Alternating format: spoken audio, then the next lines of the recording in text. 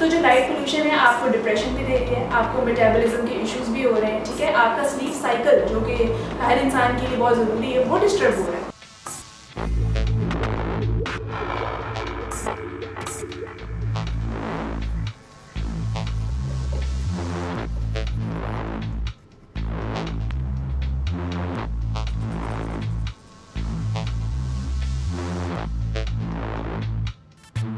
मेरा नाम आयशा मुबारक अली है और मैं एक फ़ाइन आर्टिस्ट, विजुअल आर्टिस्ट और एक एज अ फैशन डिज़ाइनर में काम करती हूँ।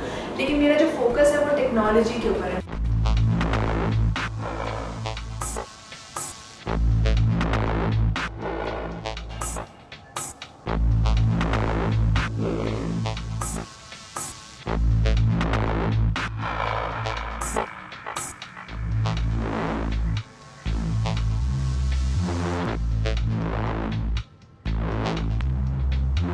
प्रोजेक्ट में ना सिर्फ रिसाइकलिंग पे ध्यान दिया बट हमने आर्टिफिशियल इंटेलिजेंस को यूज़ करते हुए लाइट पोल्यूशन के टॉपिक पे, जो कि बहुत इंपॉर्टेंट टॉपिक है, इसके ऊपर हमने हाईलाइट किया। अब लाइट पोल्यूशन क्या है? जब हम बात करते हैं कि हम कराची में रह रहे हैं और ये सिटी ऑफ लाइट्स है, ठीक है, एक एग्जाम्पल है, लेकिन ये किसी को नहीं पता कि स्मार्ट सिटी ऑफ लाइटिंग क्या है। हम आजकल फ़ोन को कितना यूज़ करते हैं, ठीक है, उसके क्या इफेक्ट्स हैं, तो वो भी एक लाइट है।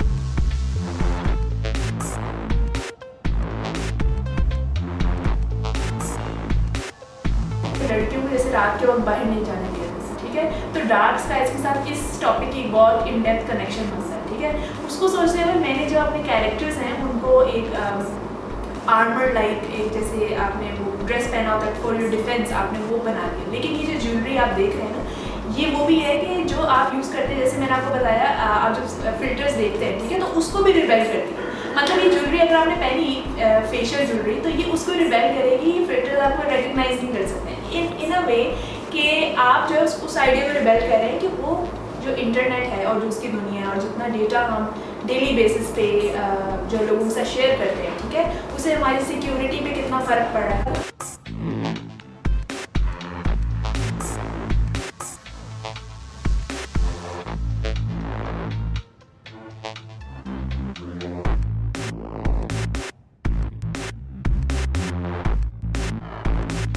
क्या है, नॉन फंजिबल टोकन्स हैं। ये एक आर्टिस्ट के लिए मैं समझती हूँ बहुत अच्छा तरीका है कि वो अपना काम जो है वो ब्लॉकचेन के ऊपर डाल सकें। और ब्लॉकचेन के ऊपर ना तो सिर्फ एक उनका ओरिजिनलिटी का टोकन है कि ये काम उन्होंने बनाया है और ये उनका आइडिया था, बल्कि ये एक आर्टिस्ट के लिए एक इनकम या मनी जनरेटिंग जो हम बात करते हैं वो एक बहुत बड़ा फैक्टर नया बन गया है।